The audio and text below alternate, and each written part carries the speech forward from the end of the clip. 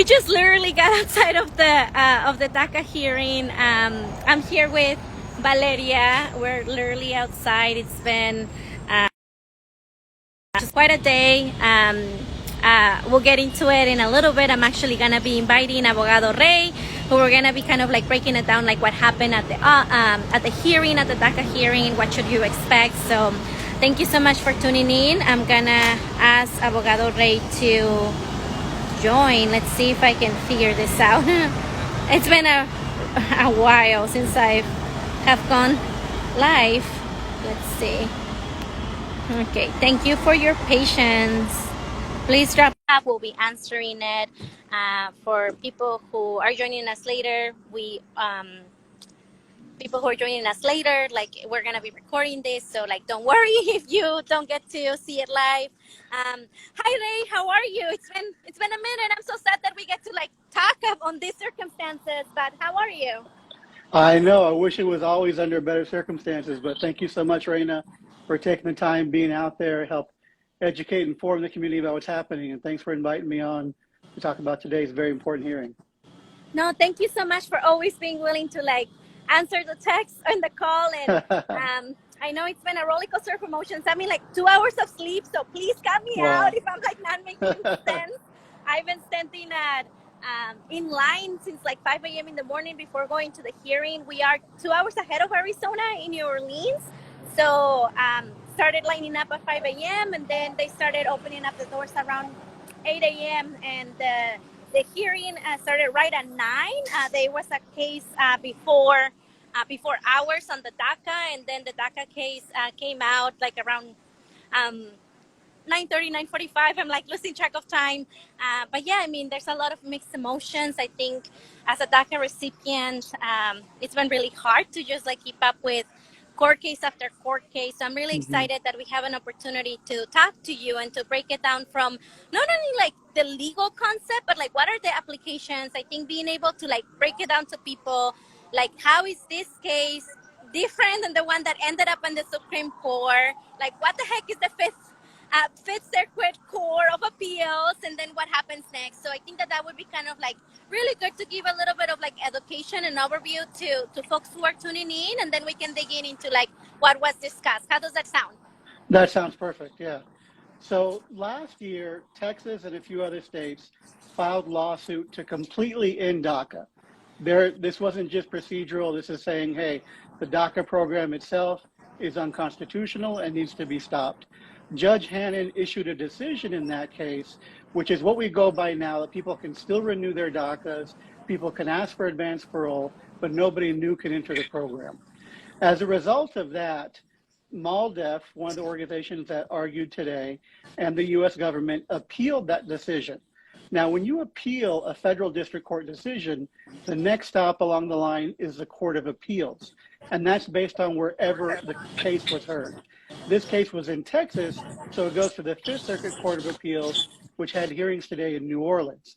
So it's a 3-panel judge instead of 1 judge you have in district court, and those 3 judges decide whether or not the district court judge was right in the decision that they made. So it's a Court of Appeals appealing the district court judge decision. So what we heard today was, in fact, the government and MALDEF and the state of New Jersey arguing against the state of Texas that the judge's decision essentially was wrong, and they were mainly arguing for remand back to the district court judge. So that's in a nutshell how we got the procedural posture, if you will, of how we got to today's court hearing. Yeah, a little bit about on that context, like the way that I like to think about it is like little steps, right? Like first you start in the state, that was the Texas court case that you were talking about. Then you go to the next step, which is the Court of Appeals. And then the last step, if it gets there, is the Supreme Court. So we're not there yet. We're like on the second step, if you think about it in those terms.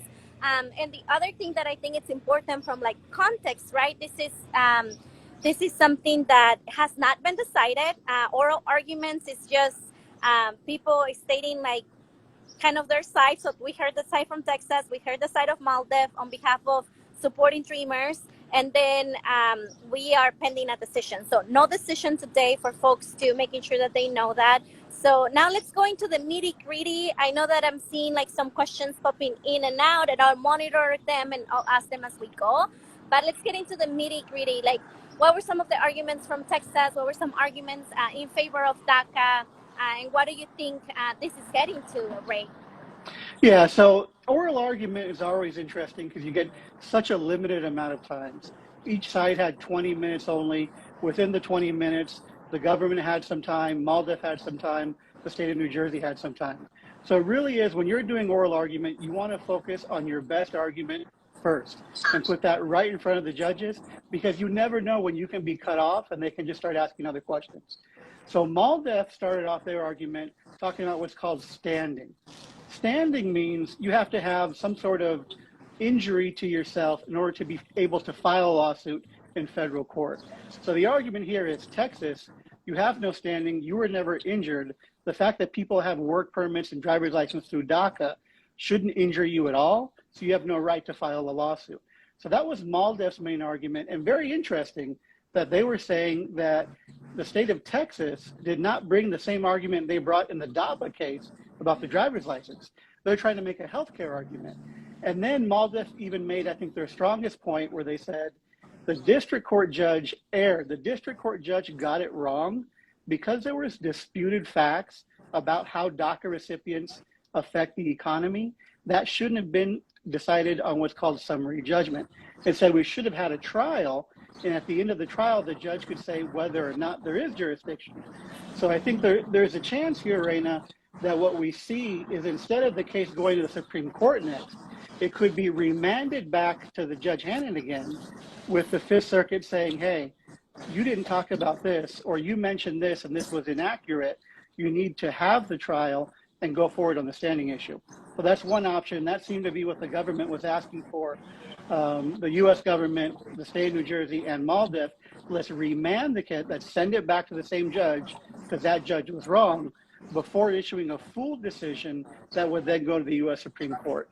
Whereas Texas, on the other hand, is simply saying, we're right, we have standing. And Reina, how painful is it to be sitting in a court and hearing a state government official saying DACA recipients are hurting the state, DACA recipients are hurting the economy? It just put me in a rage to listen to Texas make these ridiculous arguments about DACA recipients.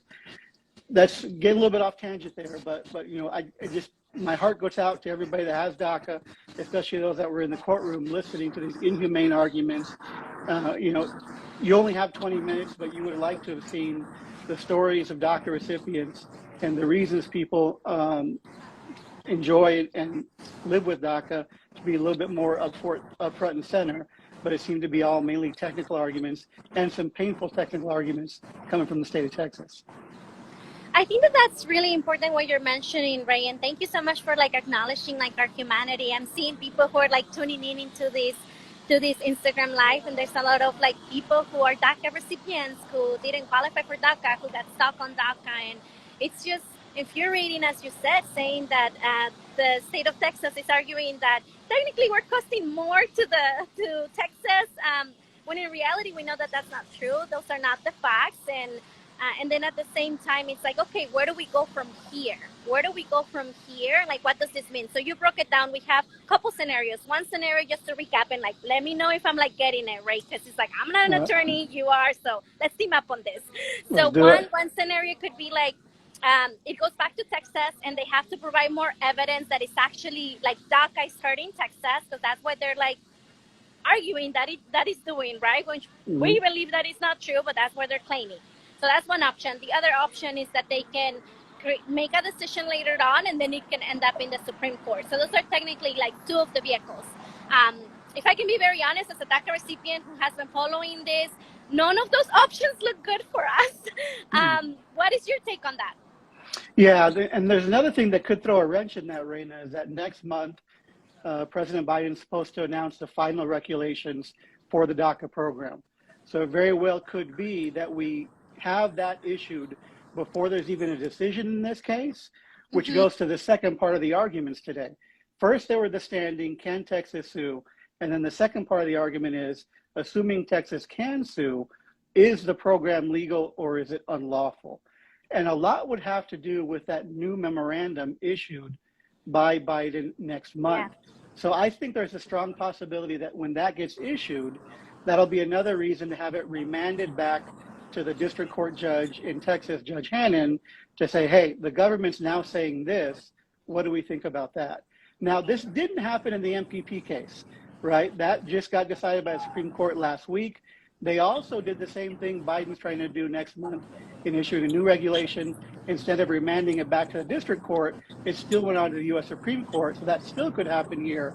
But MALDEF, New Jersey, U.S. government all seem to be in favor of sending it back for a full-on trial versus wanting a full decision that then goes to the U.S. Supreme Court. And probably, Reina, the reality is, I think there's fear of going to Supreme Court, just as you mentioned. You know, we got the bad decision on the Roe v. Wade case. We got the good decision on the MPP case. So it still could be 5-4 either way. But nonetheless, there does seem to be a strong indication that because of this new MPP case, because of the new regulation going to be issued next month, that there's a good chance it comes back to Texas. Yeah, and I think that we're hearing it from Jose, from our team. Shout out to Jose, who has also been holding it down. He's saying that DHS actually submitted their DACA regulation to the White House today for final review. So many people are like, what the heck is the DACA regulation? Maybe I heard it, Aliento talk about it, or Abogado Rey, or other people, or in the news. But the DACA regulation, I mean, please correct me if I'm wrong, but in an instance, it's not really doesn't have any substantial change from what we know. I mean, we don't know the details because it's not public, but I'm thinking about it as a DACA recipient. Like, how does this impact my life? Like, how does it really change? I mean, it can provide more time for courts to continue to litigate, right? Whether it's in Texas, whether it's in the Court of Appeals, whether it's at the Supreme Court. But in reality, I feel that none of these options like look good for me as a DACA recipient. Don't look good for, like I'm here with Valeria, who is one of those, sorry, there's like a little noise. I'm still outside of the court. No, it feels very New Orleans. Go for it. Yeah, like they don't look good for like people like Valeria, who's here outside with me and who has been with me that like the DACA, she applied for DACA, did her biometrics, but didn't get an outcome because of the continuous litigation. So I feel like it doesn't look really good for us. It just seems that it continues to extend the timeline, which in a way, you know, if you extend the timeline, we're able to continue to renew those who have DACA, but it doesn't really open the doors for students like Valeria or students who didn't even apply for DACA for the first time for many other different reasons. Yeah, like, 100%. Would you agree to that? No, I absolutely agree. It all seems to be simply punting and punting and punting without anybody taking responsibility and saying, let's solve this once and for all. You know, issuing the regulation is something you do in administrative law. When an executive branch, when the president wants to rescind the prior act of a president, they're supposed to issue legal analysis and reasoning for doing that, open it up to notice and comment to the public. That didn't happen when President Obama initiated DACA the first time. And that was actually part of this lawsuit that you heard today, was the argument that they didn't follow what's called the APA by issuing this regulation. So as a result of last year's hearing, the Biden administration has been working on this regulation, supposed to be made final next month. Publication of that is just going to lead to another challenge. All it's going to do is Texas is now going to say, okay, based on your wording here, now we're going to go back to court and say again that the program is unlawful. The only solution, the rational solution, the reasonable solution, the right solution is the DREAM Act. And as noted today by the state of Texas, Congress has considered the DREAM Act year after year after year and continues to deny it. So when we want to look for a final solution, the solution is there in Congress. It's well overdue for them to start acting on that. Ray, I'm gonna do my best to like kind of sum this up so then we can wrap up the English version and maybe we can do a Spanish one. I'll take two for Perfect. Probably our Spanish speakers. But I'm just gonna try to sum it up. I think like 3 takeaways that I'm taking away from this, from today, being here outside in the humidity of New Orleans. One of them, nobody wants to take responsibility. You said it. Nobody wants to take responsibility, and it's about kicking it who has the fault. And at the end of the day, the courts, it's not going to be the solution for DACA recipients.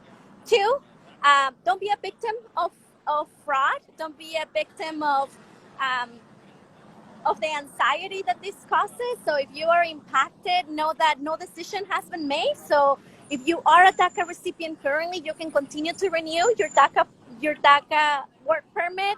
You can continue to do advanced parole. That has not changed yet. So please seek legal advice. Come to Aliento. We support with DACA renewals and get them vetted by attorneys like Ray who do work pro bono. And then three, we can give up. We can let ourselves be victims of being jaded and being hopelessness. If I can be very honest, I've been at this fight for over 12 years, and I feel like I don't have the luxury to give up.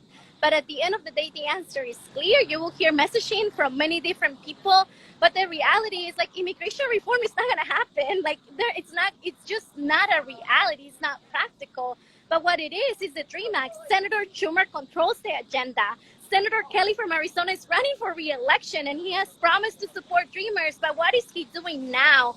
And I think that the reality is that if we really want to stop this nonsense and blaming game, Congress has to act, and the best way to do it is to put the DREAM Act out for a vote. Let them vote, let them take a vote. We see that polls keeps just getting increasing in support of Dreamers. So at the end of the day, we can't give up, and we have to continue to put pressure. If you're in Arizona, contact your senators. Senator Kelly and Senator Sinema have the power to influence the agenda with Senator Schumer because he's the leader of the Democrats. The Democrats still control the House and the Senate and the White House. And then if you are outside of Arizona, do the same thing. I think we can lose track that at the end of the day, the courts won't save us, the DACA regulation and the Biden administration won't save us, and we really need congressional action. Do you think that that's a fair analysis, Ray, or anything else that you want to talk about, or you think that it's important for people to take away from this, especially as an attorney or someone who has been seeing this as well? Yeah, I think that was absolutely a fair analysis and much more passionate, intelligent one than I could have given. The only thing to add is I do think I was also taken aback a little bit by the government at the end of the argument mentioning severability. And that's a legal term that means if part of what we did is unlawful, get rid of that part, but keep the rest of it. So it almost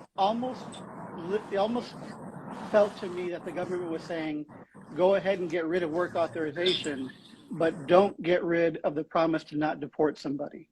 So that made me very fearful and an indication of where the government might think that the Fifth Circuit's leaning towards, or an ultimate resolution at the courts is leaning towards.